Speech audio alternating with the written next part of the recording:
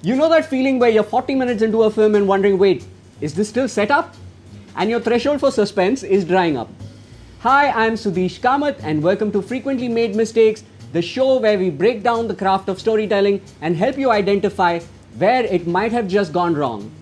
Today we're going to be talking about pacing, specifically addressing the art of the slow burn. It's a technique which is supposed to keep the tension simmering but ends up often testing your patience. Our case study today is Sriram Raghavan's Merry Christmas, a film with two great actors, one great director, great atmosphere. Now, if only we could cut the tension with the knife. But that just doesn't happen. Let's find out why.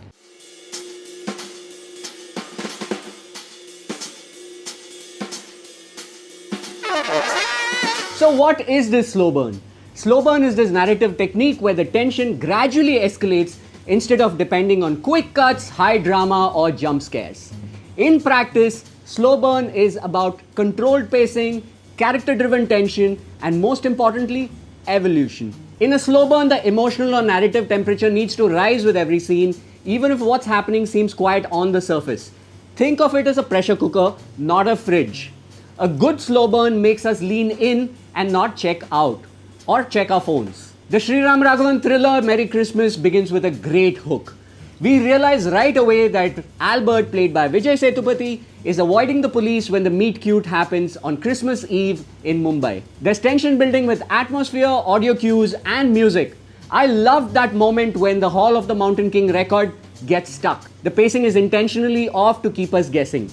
In the process, the film lingers longer on the rom-com part of the crime thriller as the two exchange backstories, share a dance, a couple of songs, make and burn paper swans, go to his place, try to distract us with a 96 kind of an all-night romance before the body is finally found over 50 minutes into the film. If you are a Sriram Raghavan fan like me, the indulgence is welcome because we are not watching it now for the story or the genre, but we are watching it for Sriram Raghavan, an author having fun with the craft, even if he seems to be stretching it a little longer than he should. Now, I was discussing the film with a filmmaker friend of mine close to the writing process, and he pointed out that pace is not about rushing to tell the story, and sometimes getting the right pace is about slowing down to make the point. And in this case, he believed it was about defining the Yadu moment, the core idea or the philosophy of the film.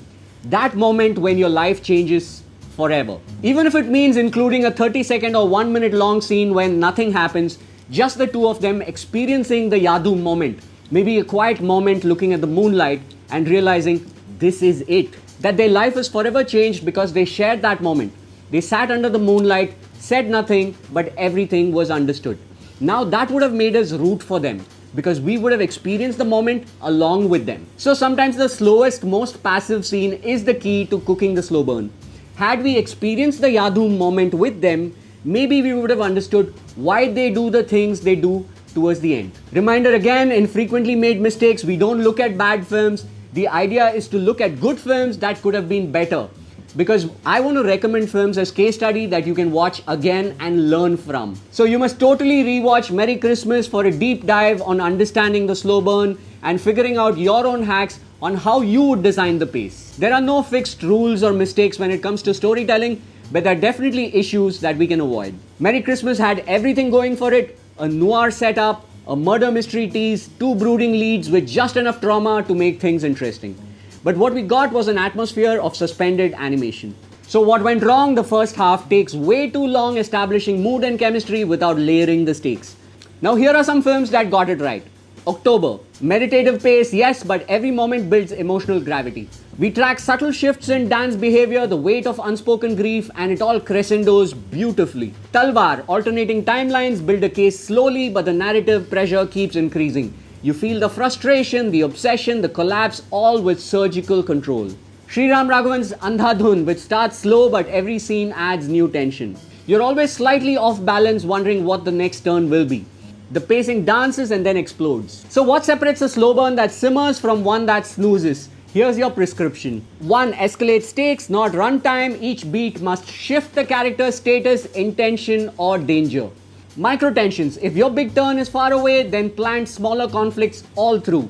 Layer subtext. Silence only works when what's not being said is louder than what is. Rhythm over speed, use pacing like music. Quiet doesn't mean lifeless, it means deliberate. 5, foreshadow with intention. The audience should sense that something is coming. That's what keeps them watching.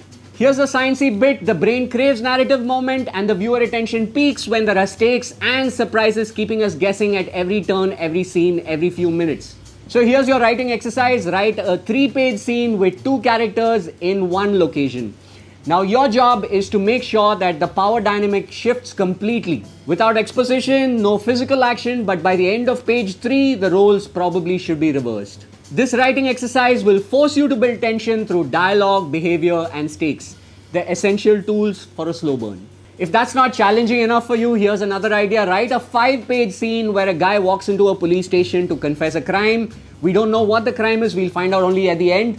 It's your job to make sure that from the minute he enters the police station to when he confesses the crime is absolutely riveting and makes us lean in and not check out. Make it that pressure cooker, make the reader sweat. To recap, slow burn is not about taking your time but using it. Atmosphere is nice but tension is necessary. And Merry Christmas once again reminds us that you can cook as slow as you want, but make sure that the flame is on. Until next time, this is Sudhish Kamath signing off from Frequently Made Mistakes for The Hindu. Happy writing and may your burn always be worth the wait. Goodbye.